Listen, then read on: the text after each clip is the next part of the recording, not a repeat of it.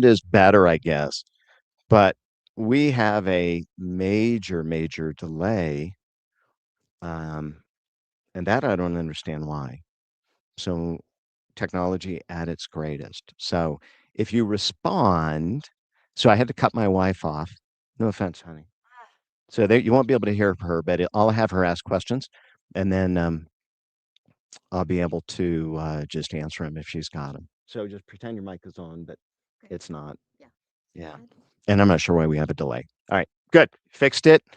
Awesome. Thank you guys. Hey, Grant. Good to see you. Your name showed up. Good to have you with me, Grant.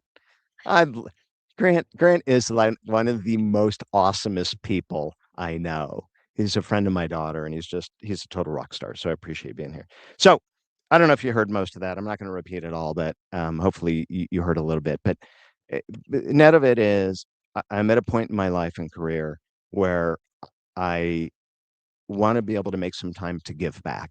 And I'll tell you where this comes from. I was walking with a buddy of mine. So I have a good friend. We met like 17 years ago, and he's really been a mentor to me. And we kind of help each other. We mentor each other. But we were walking. We work out.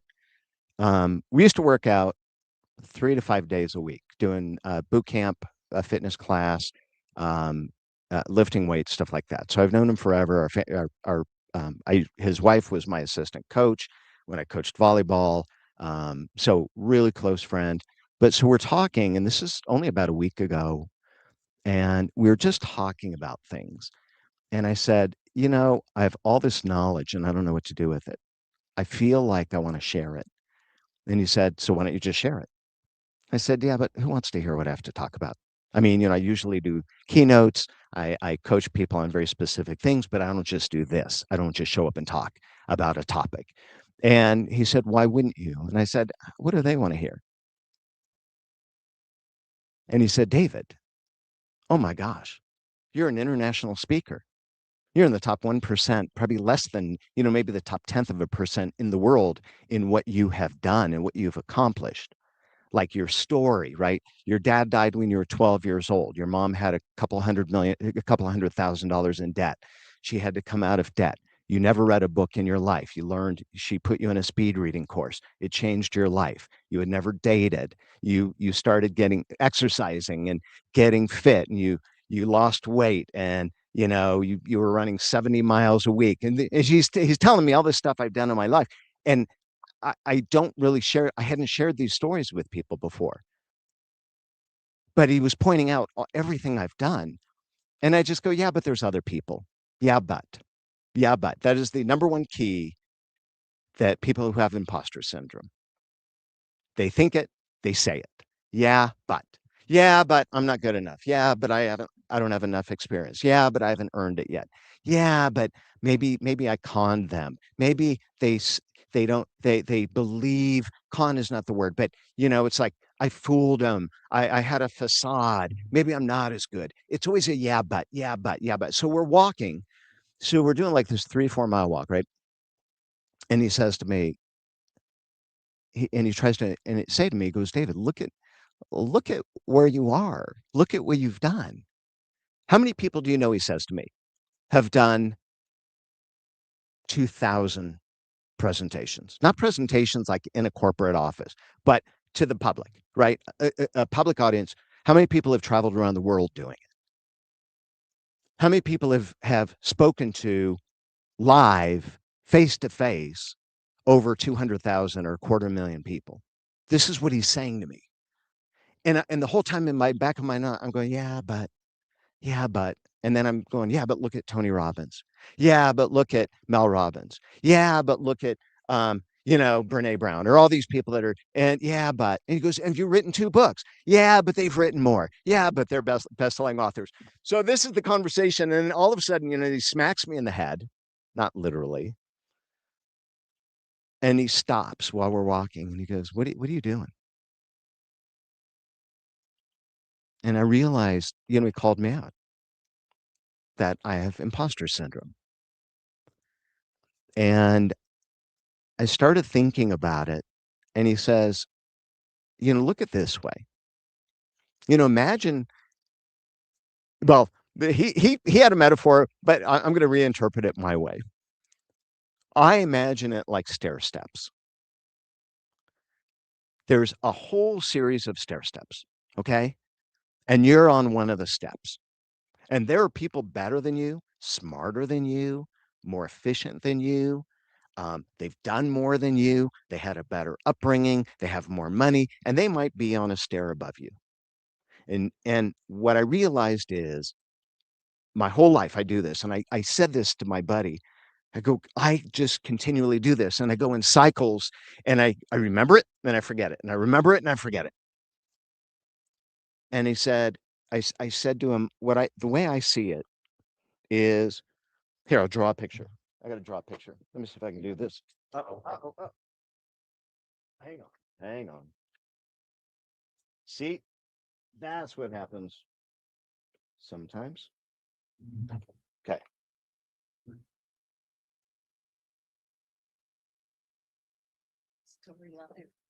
I know you like gotta love it when it's live. I don't do live. I do planned. I do a lot of live, but it's a different environment, right? Where I'm taking a specific topic.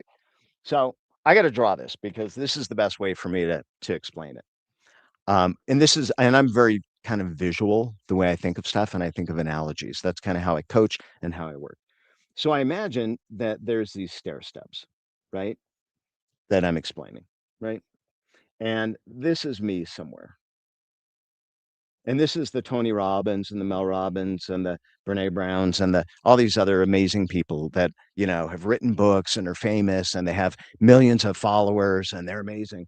And I'm constantly going, yeah, but I'm not them. Yeah, but I'm not them. Yeah, but they've written more books. Yeah, but why do they need another book on sales? Why do they need a book on leadership? Oh, there's other books. Someone's already written a book. I'm not good enough. This is my life. This is what I've done. Start at a very young age, by the way. Um, so talking to my buddy, he goes, David, they have a different audience and they have a different voice and they have a different story. And there's room for everyone's story and everyone's voice and everyone's perspective and everyone's strengths. And they're not all the same. See, some people might be really strong here, but they lack emotional intelligence, but they have a high IQ, but they're jerks. They have different belief on this, which or and they're really you don't agree with that belief or that belief or that belief. You like that, right? But no one has the exact same DNA of skill set. That's why you go to a bookstore and you see 1,000 books on leadership or 1,000 books on sales or 1,000 books on relationships or parenting or whatever it is. Why? Because everyone's got a different voice. And I forget that. And the people that believe in you, the people that will follow you as a leader or a person, the people that will buy your product, the people that will buy your ideas are buying it because of you. And they believe in what you say and how you say it. And I didn't realize that. And I keep forgetting it. So back to the stair step. So I draw this picture and I'm explaining it to my buddy. And he goes, yeah. He was David. This is your skill. This is your skill up here. These are all the people you can help down here. And then in the back of my mind, while we're talking, I go, I thought to myself, yeah, but these people are also talking to them.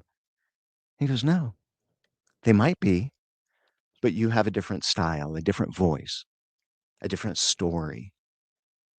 And he said, David, you got to redraw this picture anyway. It's not even right. I said, why is that? He goes, let me see. How many people, if you go, let's say you go out, right? You go to a theater. There's 500 people in a theater, let's say, or a big theater. Maybe you go to a big event. How many people in there have done 2,000 keynotes or presentations around the world and have spoken to 250,000 people out of everyone there? I go, very few. How many? Maybe one out of 3,000, if that. He goes, yeah. He says, So this scale is wrong. He said, this is really what the scale is. And I'm not talking about myself now. I'm talking about you. I want you to think this way. This is the real secret about imposter syndrome. It's to stop comparing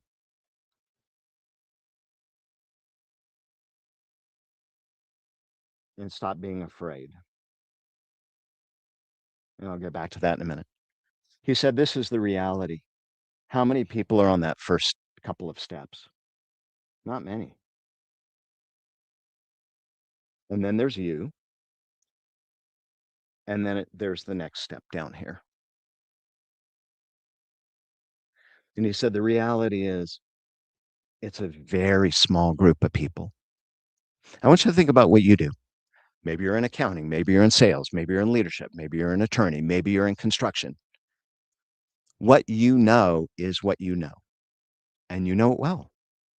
And if you get a raise or a promotion, or you want to go for a better job, you want to go for something better, are there better people? Sure. But you know what? You're still deserving of it. And that's why I say stop comparing. So my buddy says to me years ago, he goes, just think of it this way. If you never compared yourself to someone else, you'd always be happy. Think about that. If you never compared yourself to how much everyone else makes compared to you, if you didn't compare to how great their family and their kids were, if you didn't compare to the vacation that they took, the safari, the cruise, if you didn't compare to who's got a better car, if you didn't compare to someone that might be better, could be better, you'd always be happy. Is that amazing to think of it that way? So why do I do all this? Because I'm so passionate about it. And it's not just about imposter syndrome. I'm passionate about making an impact and leaving a legacy. And that's really what it's about. I've had a good life, I've had a good career. And it's weird. You get to a point where you're not as selfish. I was selfish. Flat, I'll tell you. Early in my career, it was all about me. It was about my career. It was about what I'm going to do, what I'm going to do next. Then it was about my wife. Then it was about my kids. And I just realized, talking to my buddy, he goes, you have so much to share and an impact you can make on others. And that's why I do what I do. That was a really long answer to your question. That's a good one. All right. You have another question for me? You won't be able to hear her, but here, let me see if I can change my mic. Now, just, No, I think I was thinking of how imposter syndrome shows up. she asked, how does imposter syndrome Right. show up? Procrastination, perfectionism. Procrastination, perfectionism, I mean, anxiety, everything.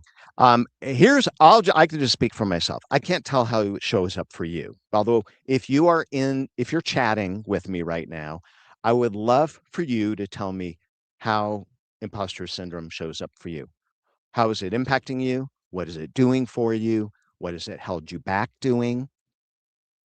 I'm just curious if you want to do that. But in the meantime, I'm going to share for myself because I can't speak to anyone else. So I was working on a book. I committed. My buddy, a different buddy, we were at a conference and there was someone speaking about doing a book. And the comment she made was, everyone has a book inside of them. I've had a book inside of me since I was 20 years old. And then for years and years and years and years and years and years, I did nothing. Why? Imposter syndrome. What do I have to share? Right? Told you this earlier. So my buddy and I are at this event and she says this. And my buddy and I look at each other and we go, all right, let's commit. We're going to do it together. We're going to have it done in 6 months. So we picked a pretty aggressive timeline to get to it. And the whole time even while I'm trying to work on this book, I'm trying to lower expectations. And I'm thinking, yeah, but. So for me, it was fear and anxiety. But fear is a bigger one for me. Fear of failure, fear of judgment, fear of being laughed at, fear of being compared, right? So my first book was on sales. So I've interviewed thousands of high performers, thousands over the years, and high end sales, so software sales, SaaS sales, things like that, and VPs of sales and CEOs. And I started seeing patterns in high performers, like the best of the best. And it became so clear to me after you have thousands of interviews, it started to become clear to me what that high performance was and what was the real difference. And what I do differently, and this is since I was a kid, and probably from kicking shoes. If you were able to hear the audio on that, it was shoe kicking contest. I figured out how to win when I was 5 years old. It's just that analytical side of my brain, and I always get to the root cause. So when I coach CEOs or leaders, I'm able to get to the root cause of what opens up performance for them or the business. If I'm working with an individual, maybe yourself, it's able to get to the root cause of what holds people back. And when I say root cause, it's not the band-aid approach. It's not band-aid leadership, I call it, right? It's not you're sticking a band-aid on it, you're just doing what a book says, but at the underlying problem is it never goes away, right? So I always look at root cause. So I realized after doing this, I have an extensive amount of knowledge in sales and leadership, emotional intelligence. I taught it all over the world, right? These things, and I've done it. So with the sales side, I saw that there were three core traits that all top performers have learned or gained. And if anyone does those three things on your sales team or yourself, or right, that if they just do those three things, it turns their sales around. Now, simple but not easy. So I wanted to write it in a book. Now, originally, when I was going to write a book, my first book was going to be on leadership. But then I had some people that had approached me and said, "Can you help me? Because I know you have a sales background." So I started coaching. I'll tell you about that in a moment. So when I wrote the book, I said, "You know what? I just want to talk about these three things. It's the root cause." So now I'm looking at how do you make a book out of three things?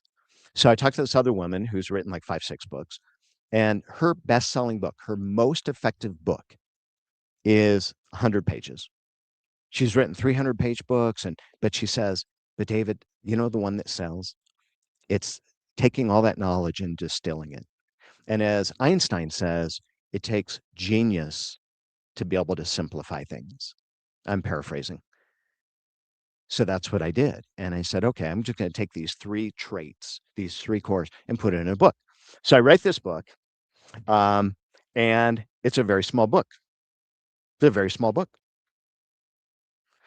but it's 20 plus years of experience to be able to make this little tiny book and thousands of interviews to make this little book, which is why when I originally was selling it, it was for $25 because it's the knowledge. So I'm working on the book, and the whole time I'm going, well, this is stupid. This doesn't compare. And I'm looking at all the other sales books. I'm looking at all the other experts. I'm looking at leadership. I'm looking at emotional, and I'm looking at all these books that are like thick and they're like, PhDs. And the whole time I'm going, well, I don't have a PhD, and I'm not an author, and it's just a little tiny book, and that so how it showed up for me was comparing and fear and all that stuff. So eventually, that year, I did finish the book. I'll hold it up for you. So this is the book. It's called Balls, and that was another one. Talk about I'm like, I can't call it Balls. Here's the funniest thing. So it's called Balls: The Three Secrets of Sales Success, because I talk about it takes three kinds of balls, right? Um, and that's the magic of what I do, is to boil it down to these simple concepts. And people who read this, a very short read, but they're like, simple but not easy. And then I can spend 2, 3 years coaching people on how to master it, because it's simple but not easy. But when they do, now some people grab it right away, like they have a mental shift, like holy crap, right? And there, but part of it comes down to what holds us back with even imposter syndrome. So how it shows up for me is that I will tell you from conversations and interviews, Um, it shows up where, for example, I got promoted to a VP position, and it was one of my first VP positions, and I did a great job negotiating. I got 400,000 stock options. I got a huge base salary. And then I was like, holy crap, am I deserving of this? Because it was a stretch from where I was to do this role. And so for me, it was just anxiety. And it was, do I really belong here? Am I okay here? Are they going to find me out? Are they going to learn that I'm not as good as I thought I was? And that's how it shows up for most people, is just their, but it shows up because they're comparing or they're afraid. That's really what it comes down to. They're either afraid. So I look at it. Let me grab the whiteboard. And you can interject. You don't have a mic, which is a bummer, but you can always interrupt me on the side because I I just, oftentimes go off track here. well, I'll bring you off track. She's gonna bring me back. Here we No, go. She I won't says, bring you back. But I'm noticing that the self-doubt has been way less in the last couple of years. so she said the less doubt that I have had has been a lot less in the last couple of years because I take action more. Today. And here's why. Like today. All right. So here's the deal. I was talking, Ike. I don't know if you're here. Is Ike here? So I was talking to Ike Wilson. He's awesome. I interviewed him on my podcast. That was another imposter syndrome. Who am I to do a podcast, right? So I've done about 50 episodes. I'm interviewing primarily CEOs or founders of companies. Um, I interviewed, so Ike Wilson, amazing. He was Colonel, I hope I got this right, Colonel in the Army, um, just, I think it was West Point, right? Um, oh my gosh, he's read a bazillion books. He's just this genius guy, and he works with companies and he does amazing stuff. So um, I was talking, so I interviewed him on my podcast. We had a follow up conversation, and this is like this last week, you guys.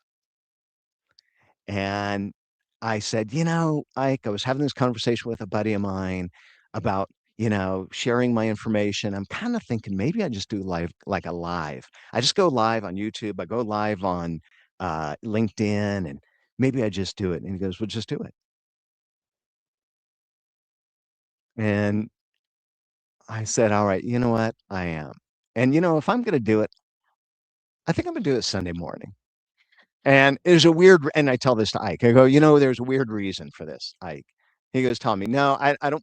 No, because I don't want to tell you the reason because I don't want to offend you. He goes, no, you won't offend me. All right. Well, let me ask you the first question. Are you really religious? And the reason I ask it is it comes back to that. The reason I did it Sunday morning, I grew up going to synagogue, going to, religious school. And by the time I was about 13, 14, I was like, this is not for me. I'm probably more spiritual, but what I loved are the lessons. And so much of religion moves away from the lessons and they get caught up in the wrong stuff. And so to me, and the way I was raised, the lessons, my whole family, my uncles, cousins, it's be a good person, do the right thing, have character and integrity, respect everyone, every human being, no matter who they are, what they look like, where they're at. That's the way I was raised. So I was talking, um, so I do a lot of traveling. Before COVID, I was traveling 200 days a year, and I'd come home Friday night, Saturday night, whatever, or Sunday morning or whatever, family time, right? And we do breakfast every Sunday morning. It's my favorite meal. And I would share knowledge with my kids, tell them about amazing people I met or how I did something stupid or whatever. I would share insight. And I remember saying to them, and we didn't go to synagogue, we didn't go to church, we didn't go to temple. So I'd say to my kids jokingly, okay, this is the church of David, the church of the Susans. This is the Susans church, because this is what we get out of it. Learning how to be a good person. So I told this to Ike and he goes, do it. And I said, all right, I'm going to do it this Sunday. And then I'm like, oh crap, I just committed. So then I'm like scrambling. This just happened, you guys, like Wednesday or Tuesday. And so I'm scrambling to get this. That's why we had audio problems. So again, anyway, um, but that's why I'm doing it. And I'm doing it Sunday morning to be able to give. But I had to get over fear. And so what my wife said is it's been less and less because I take action. Um, the biggest thing I want to share with you, not the biggest, but one of the big things I want to share with you is the biggest breakthrough that I had. And that is around fear. Okay. That is around fear. Okay. We already talked about comparing, but fear, future events appearing real. Here's the biggest thing I talk about fear. Fear is all about a future belief. It is a future thought. It is what could go wrong, might go wrong, possibly go wrong. That's what fear is. It's never happened. You are all making it up in your brain, and you are choosing this worst case scenario. That's what you're doing. That's what I do. What if they don't show up? What if there's no one on this podcast or this live? What if no one listens to my podcast? What if no one buys my book? What if they don't hire me again? What if I get fired from this VP position? What if I'm coaching an executive and they fire me and they don't want to renew a contract with me? What if they pay me thousands of dollars to do a keynote and then afterward they go, it was okay. And that's what held me back from speaking. That's what held me back from keynote. But I realized this, and this is my buddy that I was telling you about. It was conversations with him years ago that made me realize this. It was all fear, future event appearing real. None of it had happened. It was all what could, should, might possibly happen. And I got so wrapped up in what could go wrong that I wouldn't take action. And then I realized this fear is worst case scenario. It's an expectation of what could go wrong. Let me ask you a question. When you go on vacation, let's say you decide you want to go take a cruise, take the family to Disney, you're going to go to Europe, you're going to go see even, Grand Canyon, you're going to go see Niagara Falls. Don't you get excited usually? Not when you're being dragged along, right? I'm not counting that one, but when you're like, you get excited. And what's the word that comes to mind? Excitement, but you're thinking about how great it's going to be. You're thinking about how great it can be. We call that anticipation. Anticipation. What is anticipation? It's an expectation, but anticipation is when you're excited. Now, let me ask you a question. Has that event happened yet? No, it's all in your head. It's all in your head. So think about what fear is. It's all in your head. Anticipation of an awesomeness, anticipation of some great event that's going to happen, anticipation of going out to this lovely dinner or show or concert or whatever. It's like expecting the best. Well, think about it. It's all in your head. You literally have a choice of how you want to choose. You can think it's going to suck. It's going to be crappy. I'm going to fail. They're going to find me out. I'm a phony. Or you could anticipate it's going to be awesome. I'm going to do great. We're going to win. They're going to buy my book. They're going to read my book. And I know what you're thinking. Yeah, but stair steps. Yeah, but you know what? Someone is going to love you. There is a million, how many people? 300 and some million people in America. People are going to love you. Yeah, but David, it's different at a job. No, it's the same thing. Think about this. So, right now, today is February 1st when we're recording. All right. Super Bowl is in a week. And then we're going to move into the college draft, right? For the pro draft, right? They are hiring at the draft, like the first couple of picks in the draft in the NFL, National Football League, right? Those of you that aren't football fans, they are literally going to pick a college player who has zero, zero, zero experience playing against pros. None. And these pros are big, they're fast, and they're strong and it's all they do and they have to that's their life. That's their livelihood. And now you're a college kid. You talk about imposter syndrome. So why do they get drafted? And why do they get paid? If you're the first couple of drafts, you're getting paid millions of dollars and you haven't even proven yourself in the pros. Why? Because their anticipation that you're going to do great. Why? Because they're looking at your track record, they're looking at what you've done, they're seeing your past history, and they believe in you many times more than you believe in you. Think about that. And you're insulting them. You're insulting them when you don't believe in yourself as much as they believe in you. And why don't you believe in yourself as much? Fear, comparison. What if they find me out? What if I'm not that good? What if, what if, what if? And you're thinking of the worst case scenario. So when I figured this out, this is how I started to overcome and I still fall back. It happens to me all the time. I wrote another book on leadership and I'll show it to you. Those of you, many of you know me. If you're on this, you know me because you've seen me speak. You've seen me do keynotes. You're on my list. I've emailed you. We're connected on LinkedIn. I told you my book is coming. It's not yet available to the public on Amazon. We're probably going to do a launch this month. But this is my book on leadership, and it's called Real Leadership, Real Results, and it's 52 simple actionable lessons. So when I wrote this, I went through the same thing, which is why it took longer to get it done than I expected.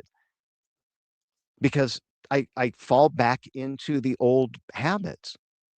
And what I find now when I speak on this is that's because we're human. We're human. We're just normal. That's what we do. We screw up, we mess up. So fear and comparing.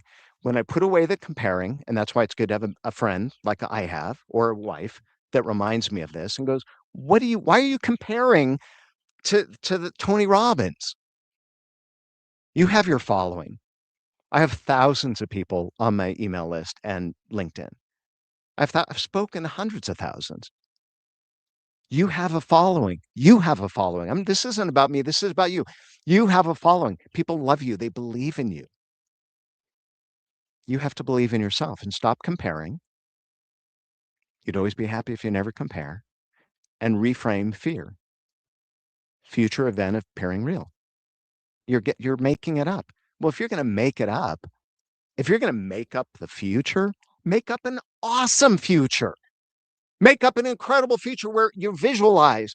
Now, here's what I did. You visualize regularly. I write affirmations. I write affirmations. I have a whole system I teach now because it changed my life. 17 years ago, changed my life. The way I do affirmations is unique, right? I call it a triple activating event.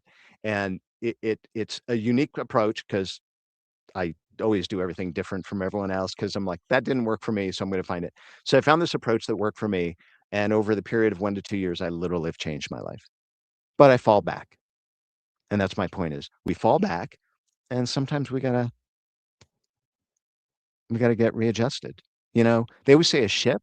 They always say a ship and an airplane are off course 90+% of the time, right? They're always just recorrecting, small little recorrections. The wind blows, they're moving, they're off course. Like think about that. I get off course, you get off course. I'm not perfect. I screw up all the time. I lose my temper. I say stupid things I shouldn't. I say stuff on the air I shouldn't. But at some point, you just have to say, there are people that believe in you. So if you get a raise or a promotion, or you want to go for a raise or promotion, if we're talking work, let's talk work, do it and put away the yeah buts. Because just like in the NFL, if they give you that promotion or that raise or that new role or that new job, they see something in you. And maybe you don't see it, but someone else sees it and they're giving you the opportunity.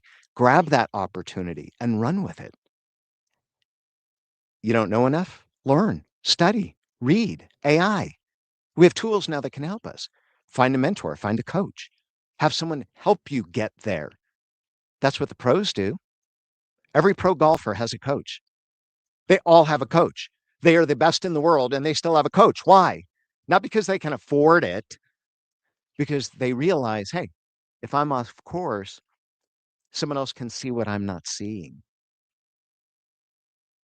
The greatest quarterbacks have a coach. Why? When they're not consistent, they have someone else who can see. That's people believe in you. You need to believe in you. Now, let's talk about the baggage for a minute.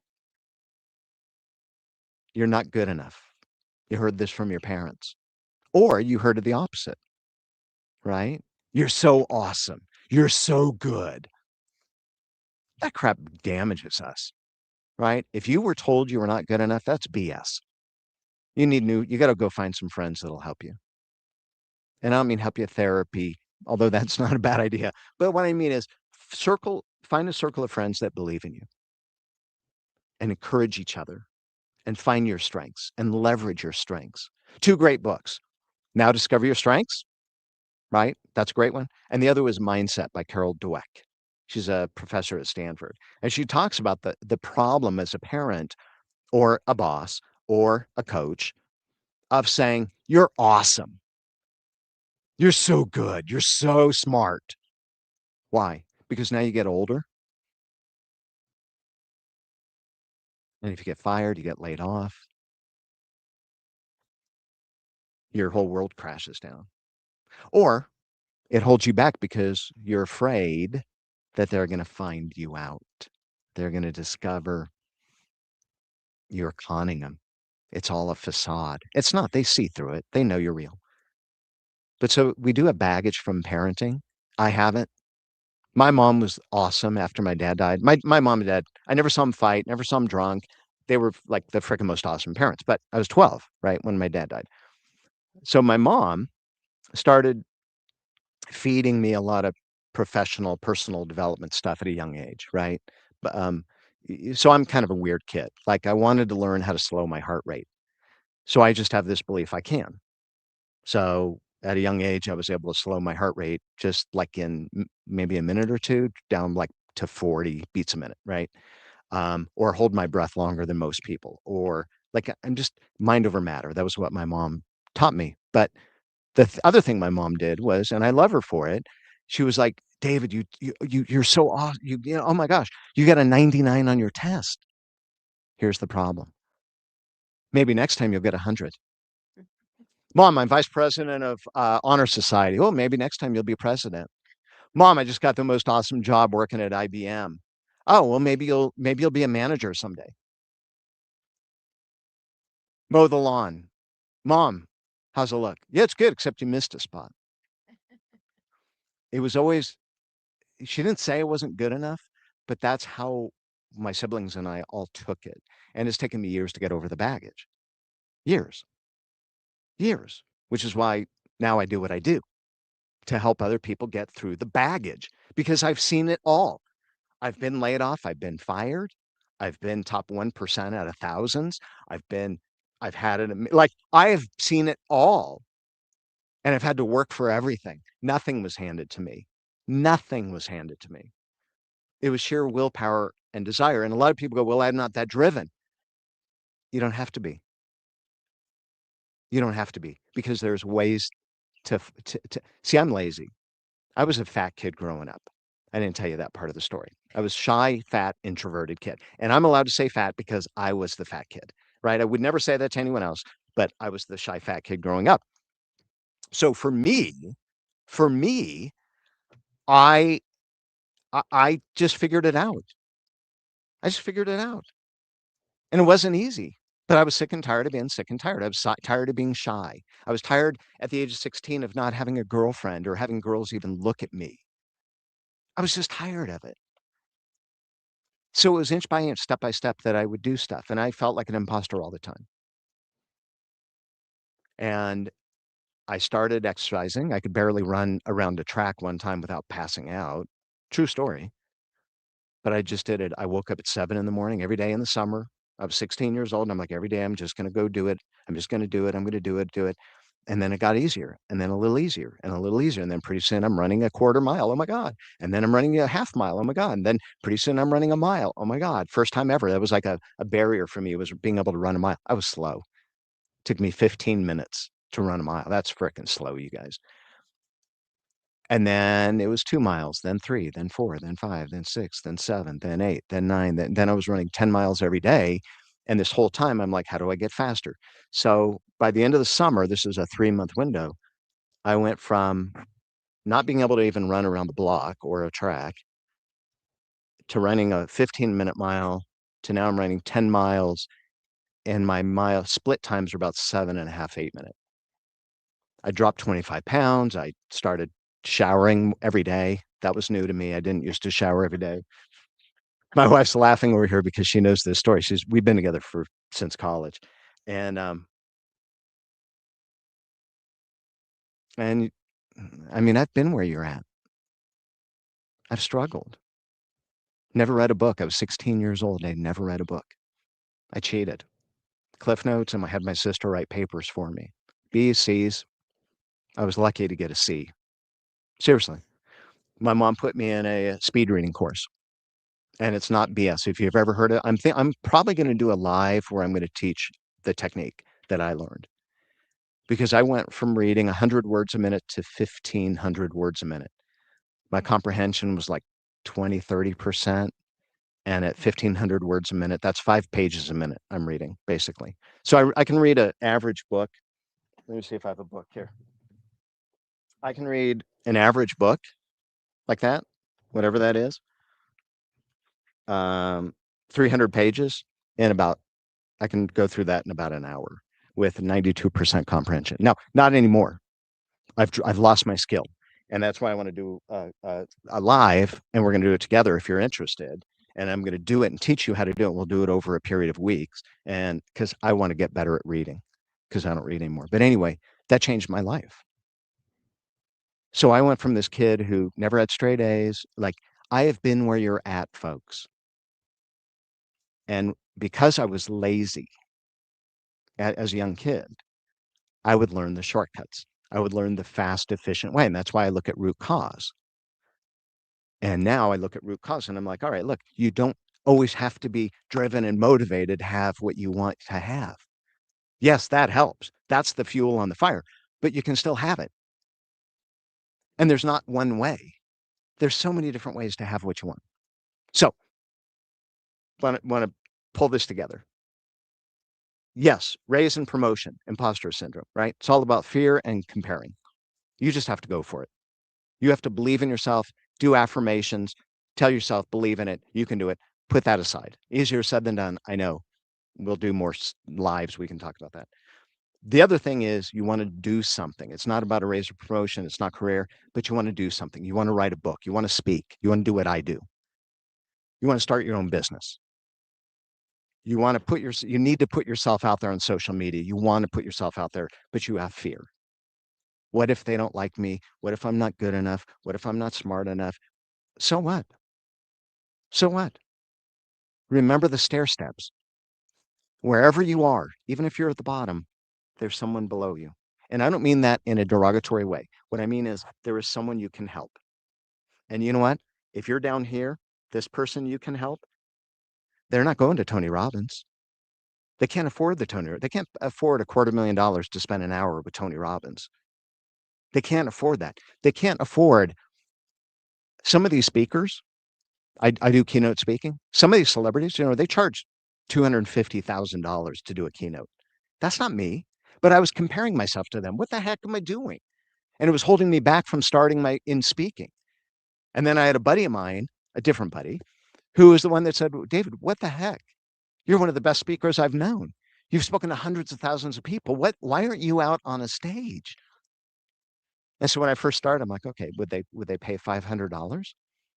And he says to me, well, here's what I'm charging. And I'm like, holy crap. And you're getting it. So the first time I ever charged thousands to do a keynote, God, you talk about fear. Oh my God. Because now it's me. I'm selling me.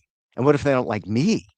That's that whole ego. That's fear of what could go wrong. So now I teach speaking. I teach public speaking, right? I do a lot of, I've worked with middle school. I've worked with CEOs. I work with executives. I work with people like yourselves.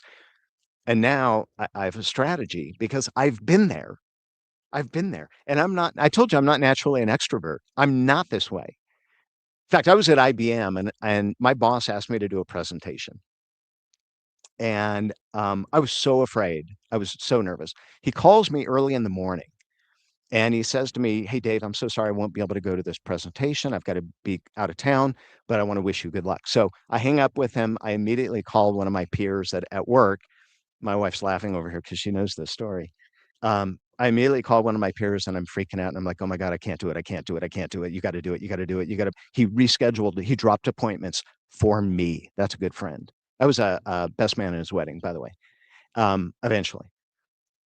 And he gave the presentation, never told my boss. I never told my boss. My boss never knew it. And I'm at IBM and I'm 1 year in and I'm like, I'm going to get fired. Insubordination. I didn't do what my boss told me to do. He never found out. He comes around one day and says, "Hey, there's this course, teaches you how to do public speaking if anyone's interested." I signed up and it changed my life. Changed my life. But I was so scared. I was so afraid. So why do I tell you this? I've been where you're at, folks. Afraid to do post on LinkedIn. What if I'm being judged? Afraid to write a book, afraid to speak, afraid to get that first promotion, that big promotion, afraid to get 400,000 stock options. Am I deserving of this? What the heck? Like, this is insane, you guys. And now speaking, doing a podcast, I'm interviewing CEOs. I love this one guy I interviewed. He's so funny. He had it when he was 30, he had a goal of buying a private jet. Well, he went from a one-man show to a multi-mega million dollar business and he bought himself, he's got a private jet. He's probably top 1% earner in the nation right now. It's insane, the people I've interviewed. And I'm so fortunate, but it's all about learning to stop comparing and fear. All right, Marilyn. Marilyn's been so quiet. We're going to get her mic working so she can interrupt me easier. What else should I say? Because we got a few minutes and I'm happy to go on longer if we can, but I want to be sensitive to everyone. You covered it. Um, She's thinking. She is thinking. I just am very proud of how far I've come. Oh, my wife just said she's proud of how far I've come. That is so Proud for sweet. You're going to make me cry. You're so sweet. Ugh, Anyway. anyway, that's all I have to say. So I want to be sensitive to time. My goal is to do these more often and share. I hope you stuck with me. I hope this was interesting. You heard a little bit about my story. I think the biggest takeaway is when we stop comparing and we stop thinking about what could go wrong and we start thinking what could go right and we write that down and we think about it, we meditate on it, we visualize it, we pray on it, whatever works for you, whatever it is, whatever it is, you can do it and it'll change your life and you'll never regret it. And you're going to have a blip. Maybe not, but I think I'm pretty strong-willed and I have blips all the time, you guys, all the time. And thank God I've got people in my corner that believe in me and I've got numbers, I've got metrics, I've got case studies, I've got so many examples and I forget about it. And it takes people like my wife and my buddies and my clients to go, "What the heck are you talking about, David? Look at all you've done." And to silence that yeah, but voice so that I'm not always going, yeah, but someone's smarter. Yeah, but they're better. Yeah, but they, you know, I've spoken to 200,000 people internationally, but they've spoken to 1 million people. Yeah, but I charge X, but they charge 10X. Yeah, but like, no, remember the stair steps. Remember the stair steps. All right.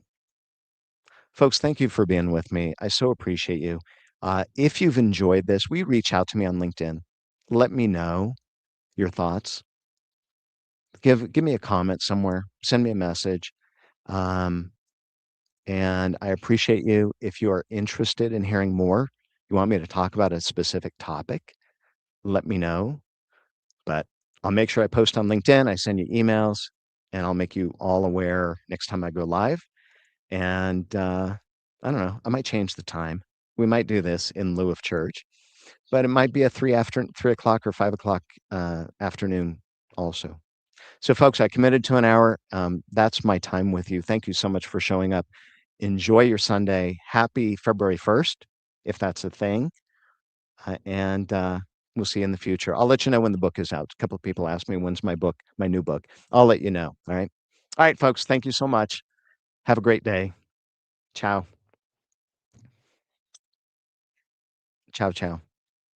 Um, I will sit here just for a minute. If there's anyone still on here that has any questions, if you want to shoot me a question, I'll answer it. Or if you want to have a little conversation. But officially, we are done. All right. I'll give you a minute in the chat here. Hey, by the way, if you are listening to this on YouTube or LinkedIn on a recording, feel free to leave your comments. I'd love to hear what you have to say.